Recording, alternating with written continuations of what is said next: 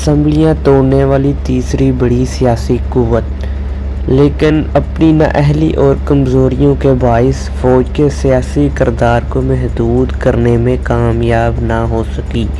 People party election جیتنے کے بعد بھی فوج کے سیاسی کردار کو محدود کرنے میں کامیاب نہ ہو سکی۔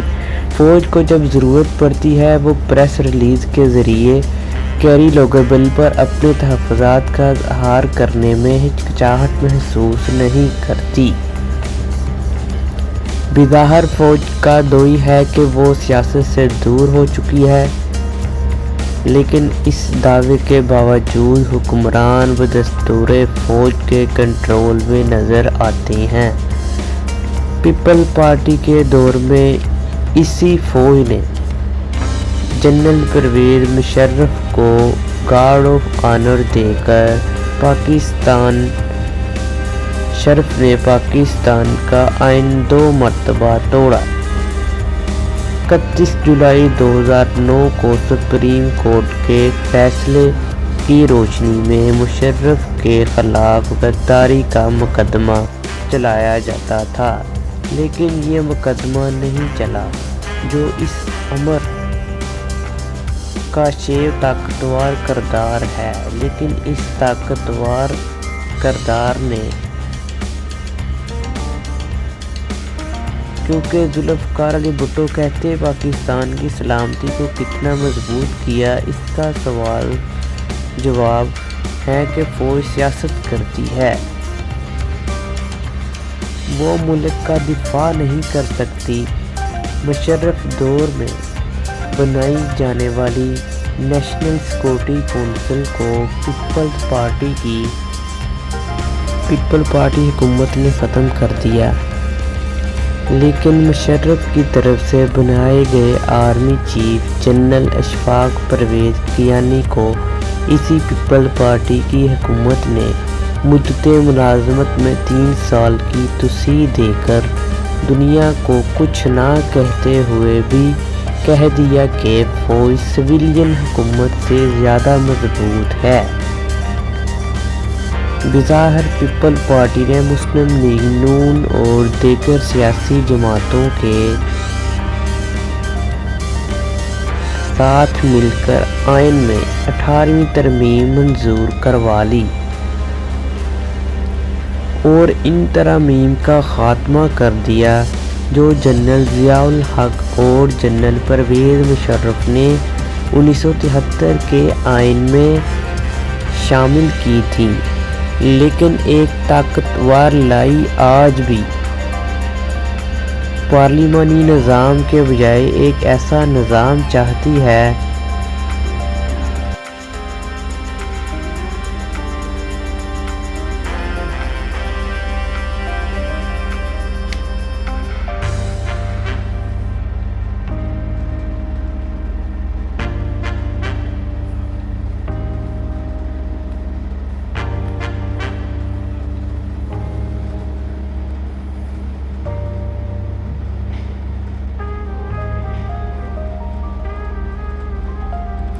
اور جنرل پرویز مشرف نے 1973 کے آئین میں شامل کی تھیں۔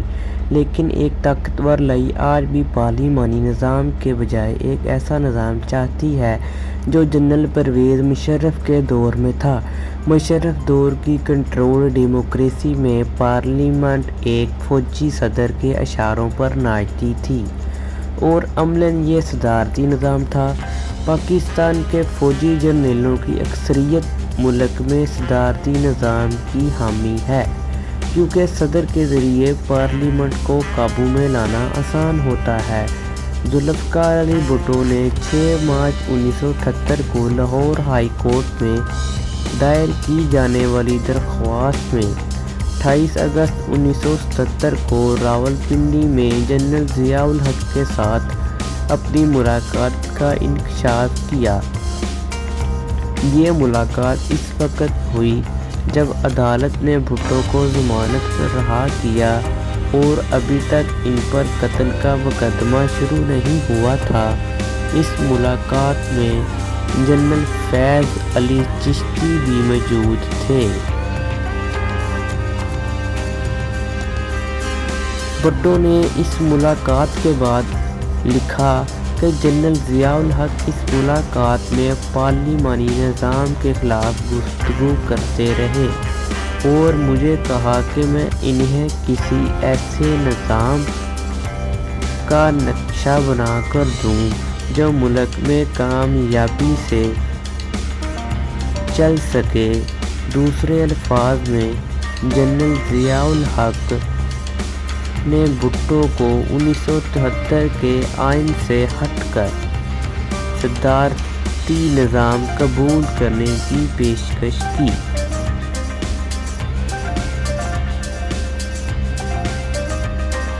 لیکن بھٹو صاحب نے جنرل ضیاء الحق کی اس آفر کو ٹھکرا دیا اور آگے انکار کر دیا، اور انکار کے بعد انہیں ایک پرانے مقدمے قتل میں ملوث کر کے پھانسی پر لٹکا دیا گیا۔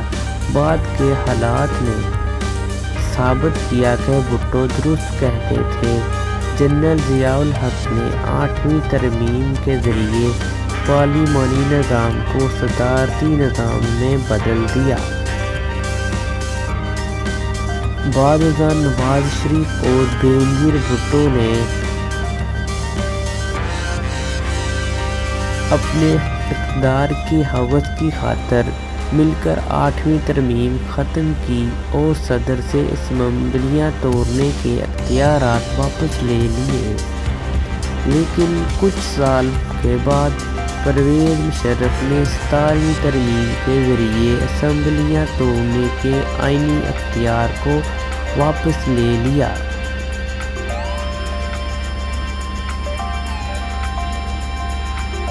2010 میں پیپلز پارٹی نے 18ویں ترمیم کے ذریعے اس اختیار کو صدر سے واپس لے کر وزیر اعظم کو دے دیا۔ لیکن فوج اور سیاستدانوں میں آئینی اختیارات کی کشمکش کی جنگ جاری رہے گی۔ یہ کشمکش اس وقت تک ختم نہ ہوگی جب تک پارلیمنٹ کسی آئین شکن جرنیل پر آئین کی دفعہ 6 کے تحت غداری کا مقدمہ چلا کر اسے عبرت کی مثال نہیں بنائے گی۔ بھی جب تک پارلیمنٹی آئین شکن دفعہ 6 کے تحت کسی جرنیل پر غداری کا مقدمہ نہیں چلے گا تو اسی طرح آئین شکنی ہوتی رہے گی۔ ملٹری انٹیلیجنس اور آپریشن پہیہ جام ذوالفقار علی بھٹو نے اپنی کتاب اگر مجھے قتل کیا گیا میں اہم انکشافات کیے اور ان انکشافات کی روشنی میں پاکستان کی آئندہ سیاست کا تجزیہ بھی کیا ہے۔ ذوالفقار علی بھٹو نے پاکستان کی سیاست میں انٹیلیجنس اداروں کے کردار پر روشنی ڈالی ہے۔ اگر مجھے قتل کیا گیا کے 5ویں باب میں انہوں نے لکھا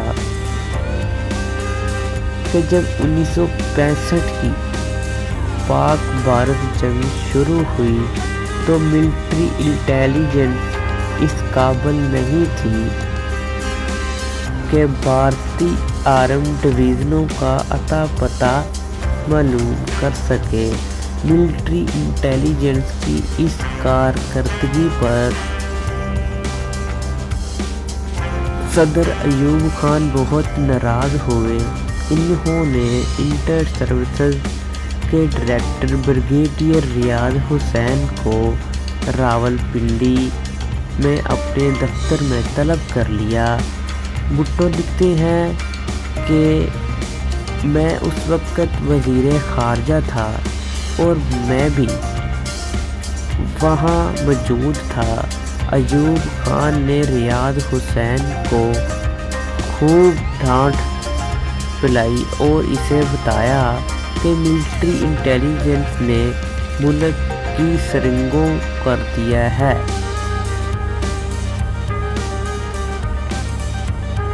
صدر ایوب نے بریگیڈیئر ریاض حسین کو خوب ڈانٹا اور خطی سے پوچھا کہ بتاؤ آخر ملٹری انٹیلیجنس میں کیا خرابی ہے؟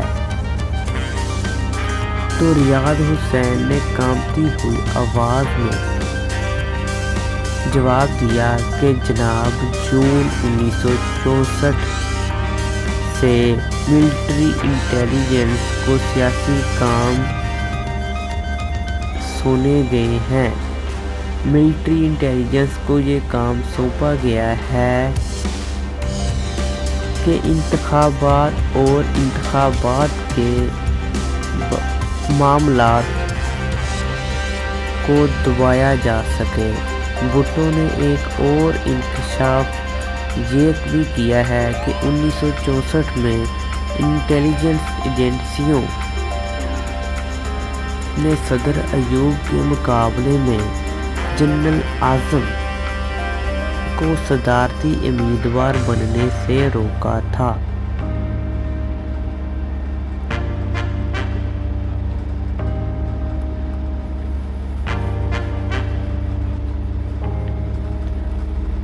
ایوب خان نے اپنے خلاف اپوزیشن کے اتحاد ڈیک کو سول اور ملٹری انٹیلیجنس ایجنسیوں کے ذریعے توڑنے کی کوشش کی۔ اس نے انٹیلیجنس ایجنسیوں کے ذریعے پوری کوشش کی کہ میری پارٹی مضبوط نہ ہو سکے۔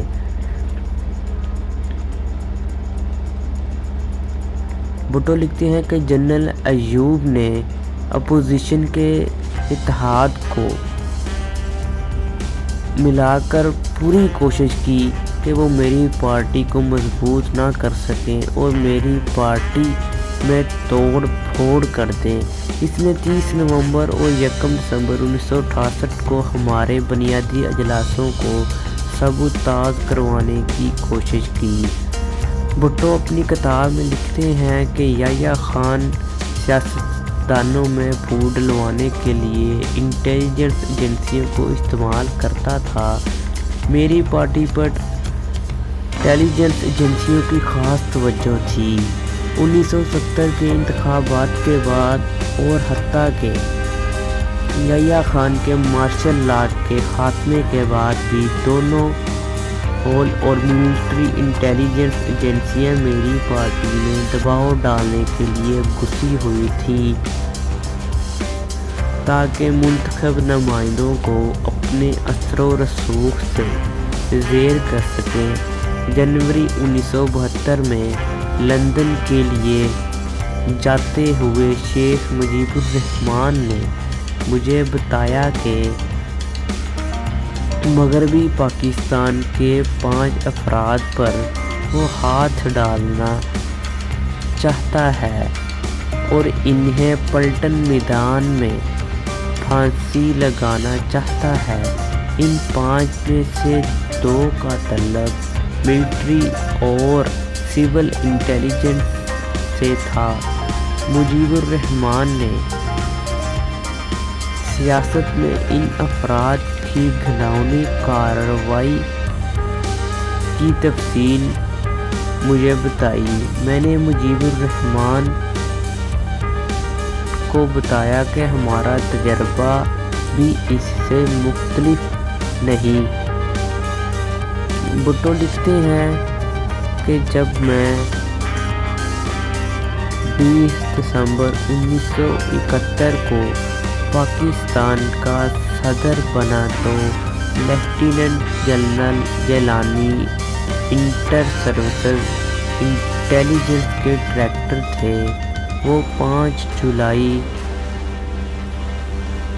1970 تک اسی حساس عہدے پر فائز رہے۔ بھٹو کے بقول غلام جیلانی کو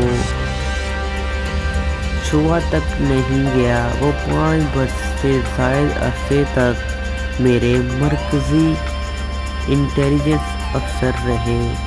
میں ان کے ساتھ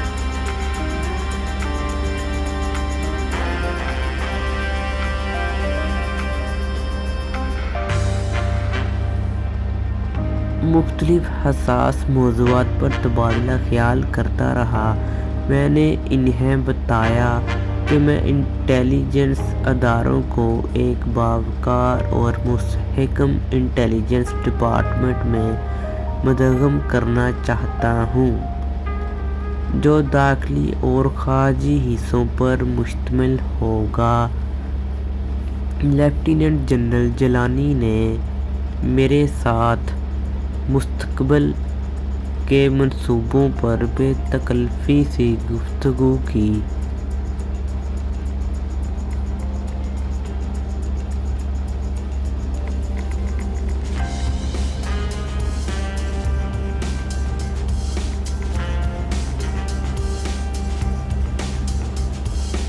لیفٹیننٹ جنرل جیلانی کی مجھے متاثر کرنے کی یہ کوشش کامیاب رہی اور 6 جرنیلوں کو نظر انداز کر کے میں نے میجر جنرل ضیاء الحق کو chief of the army staff کا عہدہ دے دیا۔ اس معمولی انکشاف کے بعد میں یہ پوچھنا چاہوں گا کہ کس نے کس کا استحصال کیا؟ ملٹری انٹیلیجنس کے سربراہ اور chief of the army staff نے میرا استحصال کیا۔ میں نے ان کا استحصال کیا۔ آمنے سامنے چل کر ذوالفقار علی بھٹو نے اپنی معزولی اور رچرڈ ڈنسن کی حکومت کے خاتمے کا موازنہ کیا ہے۔ بھٹو لکھتے ہیں کہ رچرڈ ڈنسن انتظامیہ میں تبدیلیاں کرنا چاہتا تھا، حکومت کا نیا انقلابی ڈھانچہ بنانا چاہتا تھا، وفاقی بیوروکریسی پر کنٹرول کرنا چاہتا تھا۔ بھٹو نے امریکی مصنف ایچ.آر. امریکہ کا ایک رائٹر ہے جس کا نام ہے ایچ.آر. ہالینڈ مین کی کتاب ایک لکھی ہے جس کا نام ہے دی اینڈ آف پاور۔ اس میں حوالہ دیتے ہوئے لکھا کہ صدر نکسن کی حکومت کے خاتمے کے سلسلے میں CIA کو شبہے سے بلا تر قرار نہیں دیا جا سکتا تھا۔ بھٹو کے بقول میں بھی دوبارہ برسر اقتدار آ کر وسیع پیمانے پر تبدیلیاں لانے کا ارادہ رکھتا تھا۔ میں اپنی مقبولیت کی انتہا پر تھا جب میرے خلاف سازش کا آغاز ہوا اور سازش کرنے والی انٹیلیجنس کمیونٹی تھی جو میرے خیالات سے واقف تھی۔ میرے دور میں انٹیلیجنس ایجنسیوں نے وہ بھیانک کارنامے انجام نہیں دیے جو وہ مارشل لا ڈکٹیٹروں کے لیے انجام دیتی رہی ہیں۔ بھٹو نے اپنی کتاب مجھے قتل کیا گیا میں سارے تجزیے اور اپنی پیشن گوئیاں فوجی ڈکٹیٹروں کے خلاف کی ہیں، جو کہ اس کتاب میں ہر پہلو پر یہ بتاتی ہیں کہ فوجی ڈکٹیٹروں نے ہمارے ملک میں کتنا نقصان کیا اور کس طرح اپنی بیوروکریسی کو پاؤں جماتے رہے اور اپنی اقتدار کی ہوس میں اپنے من پسند لوگوں کو صدر وزیر اعظم بناتے رہے اور اسمبلیاں توڑتے رہے۔ وقت آنے پر ہر بات کا انکشاف ہو کر رہے گا۔ اگر مجھے قتل کیا گیا کہ 7ویں باب میں بھٹو نے ایک اہم نکتے کی طرف اشارہ دیا ہے۔ انہوں نے لکھا ہے کہ جب 1977 کے انتخابات کے بارے میں پاکستان قومی اتحاد نے یہ الزام لگایا کہ ہم نے دھاندلی کی ہے تو ڈائریکٹر انٹیلیجنس بیورو اور ISI نے 4 مارچ 1977 کو اپنی ایک مشترکہ رپورٹ میں مجھے بدعنوانی سے بری الزامہ قرار دیا۔ اس کا مطلب ہے کہ مسلح افواج نے ایک ادارے کی حیثیت سے مجھے اس میں نہیں پھنسایا۔ جنوری 1977 میں خفیہ ہاتھوں کے متعلق مجھے رپورٹیں ملنے لگیں۔ اسی مہینے رفیہ رضا نے مجھے 4.5 گھنٹے کی ملاقات میں بتایا کہ PNA بنائی جا رہی ہے۔ انہوں نے مجھے کہا کہ اگر میں نیوکلیئر پروسیسنگ پلانٹ کو بھول جاؤں تو اپوزیشن متحد نہیں ہوگی، یا انتخابات ملتوی کر دوں یا پھر سنگین نتائج کے لیے تیار رہوں۔ رفیع رضا نے مجھے متنبہ کیا کہ میرے ارد گرد جو لوگ بڑا شور مچا رہے ہیں اور مجھے مشورہ دے رہے ہیں کہ میں 1 انچ پیچھے نہ ہٹوں، جب پردہ گرے گا تو ان میں سے ایک بھی میرے پاس نہ ہوگا۔ رفیع رضا نے میرا انکار سننے کے بعد مجھ سے پوچھا کہ میں خود کو اور اپنے خاندان کو خطرے میں کیوں ڈال رہا ہوں، تو میں نے جواب دیا کہ میں ایک فلاحی نظام قائم کرنا چاہتا ہوں تاکہ اپنے ملک کو توانا اور جدید بنا سکوں، ان لوگوں کے لیے خوشیاں لا سکوں جو اس لفظ کے معنی سے بھی آشنا نہیں۔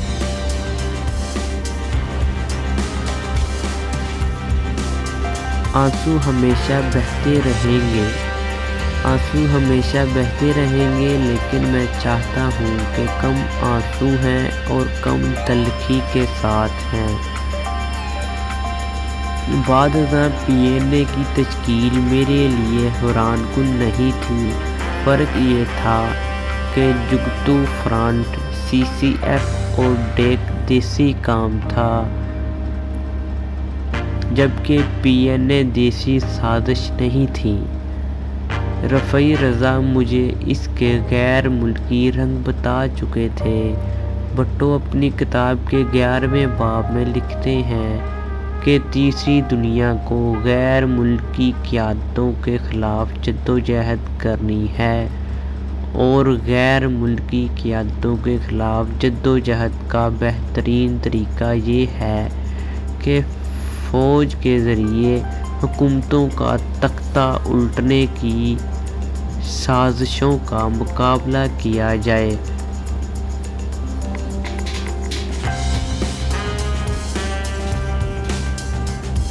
بیرونی نو آبادیاتی نظام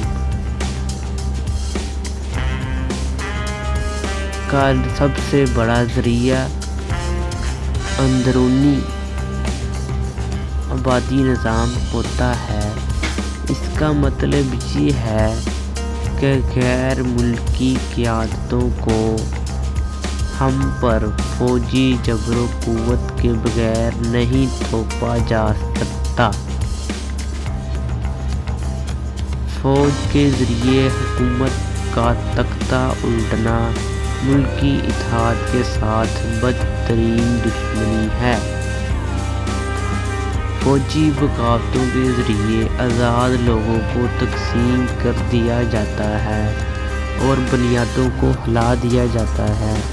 ہمیں جان لینا چاہیے کہ غیر ملکی قیادت ہمیشہ فوجی سازش اور فوجی اقتدار کے پل کے ذریعے ہمارے ملک کے اندر آتی ہے۔